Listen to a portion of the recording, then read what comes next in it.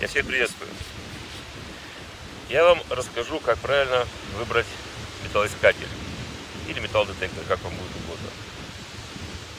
Самое главное, перед покупкой определитесь, нужен ли он вам вообще. Готовы ли вы тратить неделю 8, 10, 16 часов на поиски металла в земле? Или лучше в это время проведете с семьей, с детьми, с друзьями, сходите в кинотеатр, в бассейн. То есть как-то по-другому проведете время. Дело в том, что работа с металлодетектором требует очень много времени. Вы не можете сидеть дома, а металлодетектор будет все делать за вас. Его нужно брать в руки, и с ним нужно ходить по лесам, по полям, по дюнам, по пляжам. То есть он требует очень много времени. Чтобы что-то найти, нужно пройти достаточно очень большое расстояние. Нужно ходить, ходить и ходить. Следующий вопрос. Многие новички ошибочно думают, что я вот куплю сейчас металлоискатель, поставлю дискриминацию только на золото и буду ходить быстрым шагом, поставлю себе большую катушку и буду ходить быстрым шагом по пляжам, по дюнам и буду собирать чисто золото, только на золото. Я вас немножко расстрою сейчас. Металлоискатель, все металлы. Сейчас звук погромче сделаю.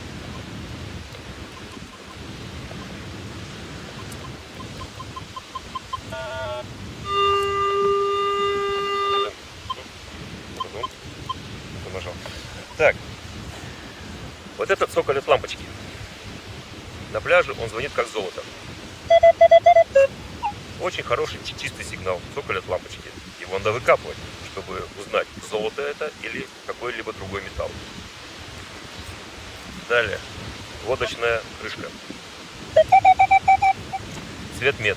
Вы можете подумать, что это золото или серебро. Вы выкапываете, это оказывается водочная пробка.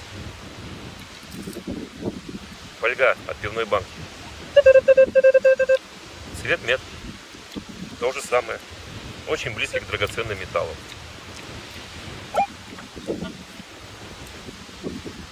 То есть, делаем вывод. Если вы собираетесь покупать металлоискатель, вы должны рассчитывать на то, что вы будете выкапывать все подряд. Просто все. Просто ставите катушку и медленным шагом, сканируя всю поверхность, вы просто выкапываете все подряд.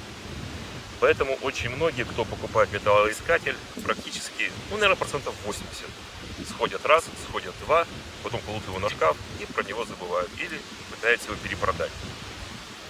Продажа металлодетектора вам обойдется в 30% от его стоимости, максимум полцены, максимум.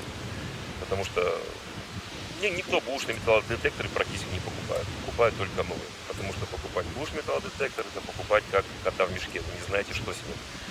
Может быть, он поломанный был, может, у него затекала вода, у него ухудшились характеристики и так далее и тому подобное. Далее.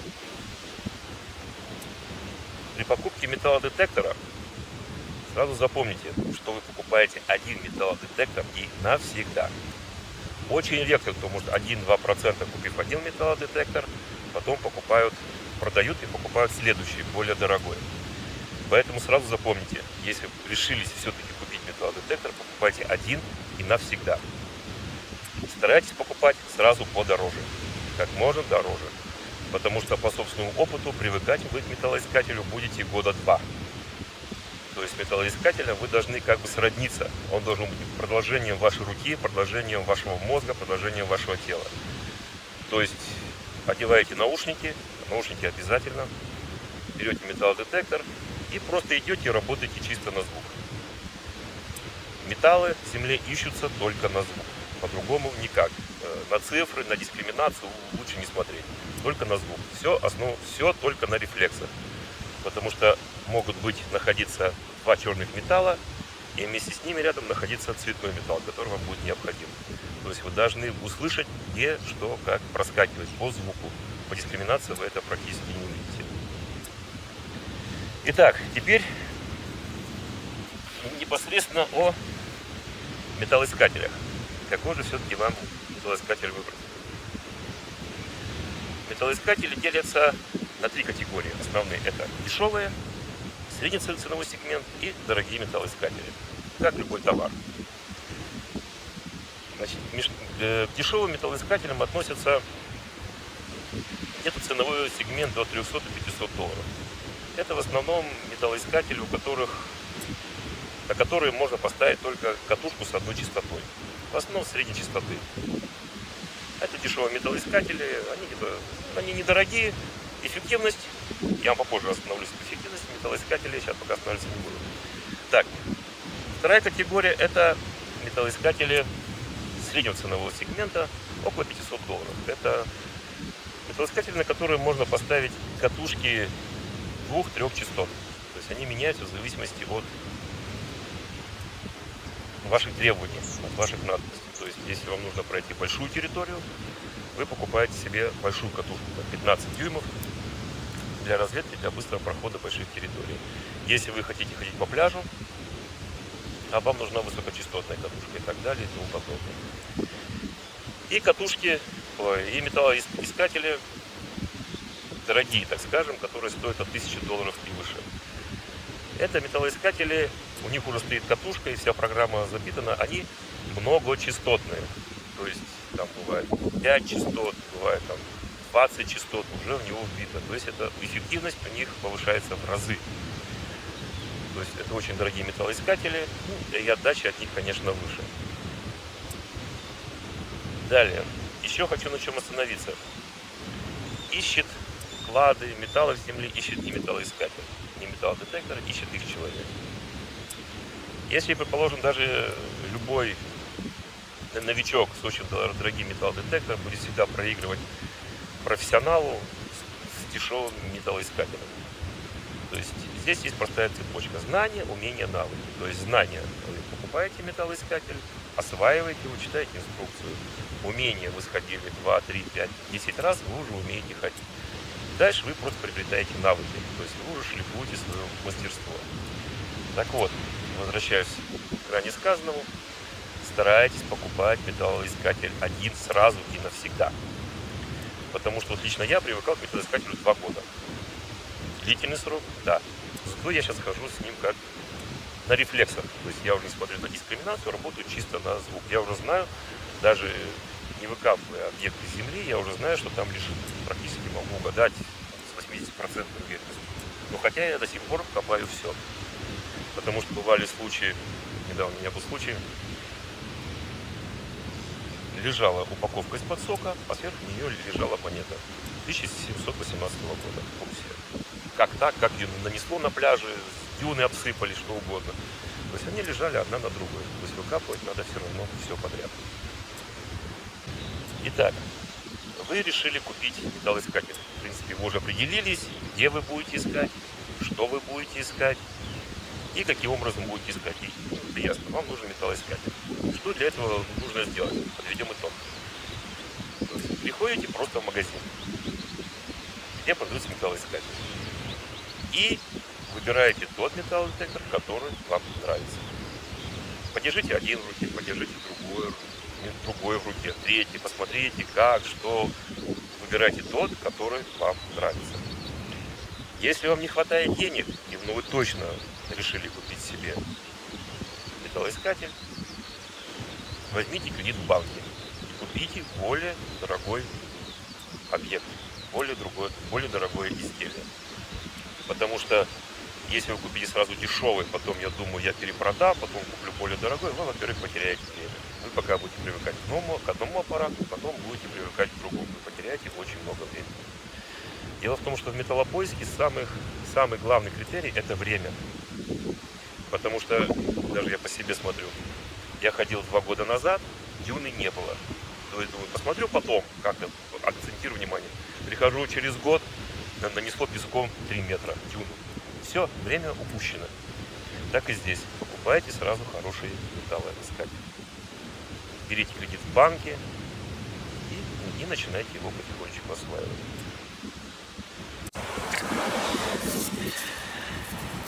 Кирпич.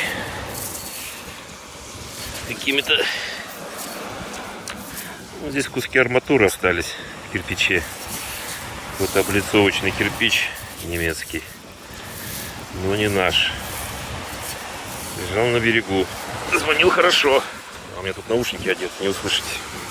Звук был хороший, цвет мета. Ржавая. Все ржавое. Вот так вот можно обмануться. Глубина сантиметров 40 была. Конструкционный кирпич.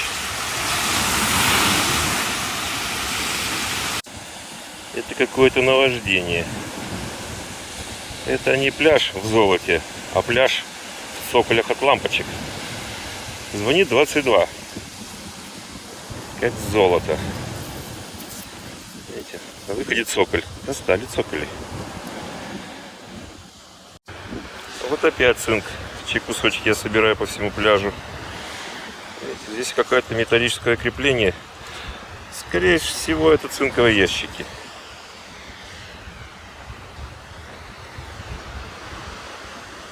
О, рубь нашел. Рубь. 1 рубь. Ну, хоть что-то за весь день. Пока.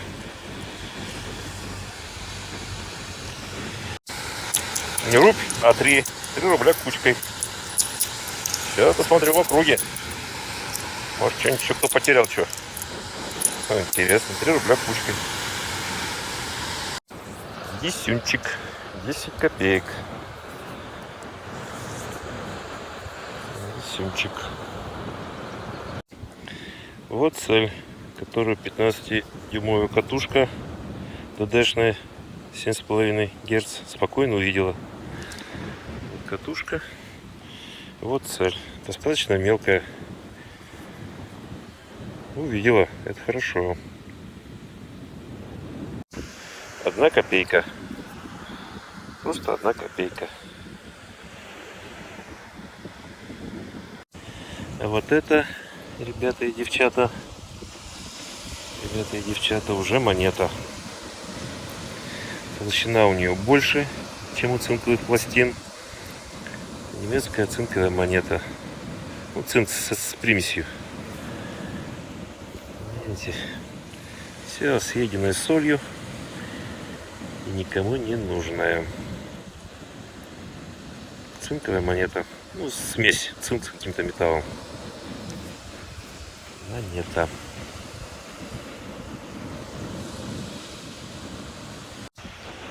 В подозрительных местах я всегда хожу в георежиме. Включается георежим. И поехали. О! Плохо вы не слышите. О! Лопату видно за километр. В общем, на георежиме я хожу в местах, где надо посмотреть немного поглубже. Иногда помогает.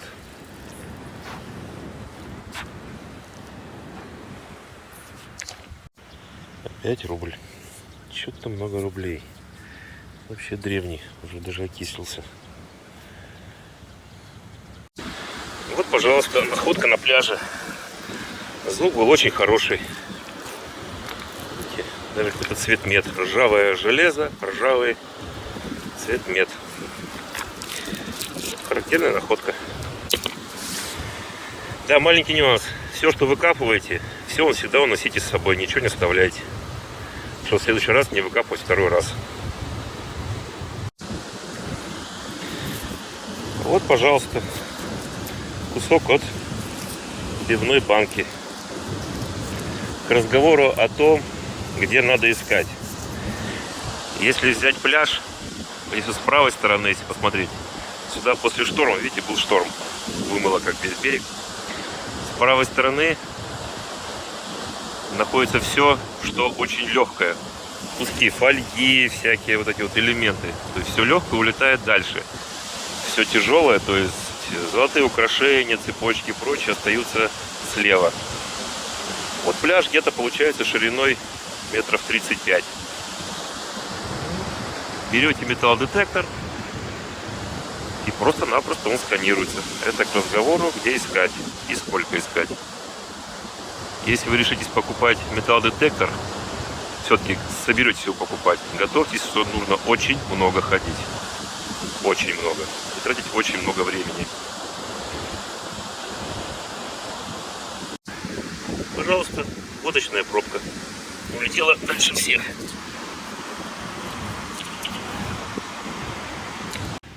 Перед тем, как покупать металлодетектор, желательно изучить историю родного края. Желательно его хорошо изучить лет там, на 100, 200, 300 лет назад. Что было, какие события происходили. То есть, может быть, вы найдете какой-то старый брошенный огород, какой-то участок земли, может быть, там бабушки, дедушки ваши, там прабабушки, прадедушки, есть какой-то там хутор. То есть, вам, может быть, просто перекопать участок земли глубиной в 60 сантиметров, и вы найдете все, что вам необходимо. Кстати, когда не было металлодетекторов, народ так и делал. То есть, перекапывались участки, просеивались, и очень много что находилось. Понимаете, смысл весь в том, что для чего нужен металлодетектор. Вот я еще раз хочу заострить ваше внимание. То есть вы берете какую-то территорию, 100 на 100 километров, там 20 на 20 километров. И вам из этой территории нужно вычленить пустые территории, где практически 90% ничего не может быть. То есть не может быть кладов, не было никаких торговых путей, ничего не было. То есть у вас остается процентов 10 территорий. И методом вычленения вы находите территорию там километр на километр, там 100 на 100 метров. То есть там, где вы хотите производить металлопоиск. То есть и только в этом случае вам понадобится металлодетектор. И в этом случае вы просто должны перед его покупкой приехать на это место, там, выкопать яму глубиной в метр, посмотреть, на какой глубине находится культурный слой. То есть досконально все нужно изучить. То есть составить полный отчет по тому месту, где вы собираетесь ходить. И только после этого вы идете и покупаете металлодетектор. Это уже как завершающая стадия, как финиш. То есть вы уже берете его, и вы знаете, что на этой территории там, километр на километр я буду производить поиск. Только в этом случае. А покупать металлодетектор, просто чтобы он у вас был. Если вы посмотрите много видео в Ютубе, да, люди находят, люди что-то находят. Находят очень много, в принципе, и клады находят, и все. Но это очень тяжелый труд, это нужно очень много изучать, очень много сидеть, очень много смотреть. Так что думайте сами. А металлодетектор, да, нужно покупать как можно дороже. Как я уже про это говорил, потому что зря тратить время на дешевые изделия, когда можно купить сразу дорогой и изучать его, изучать. Ходить. Только тогда, я думаю, будет вам удача.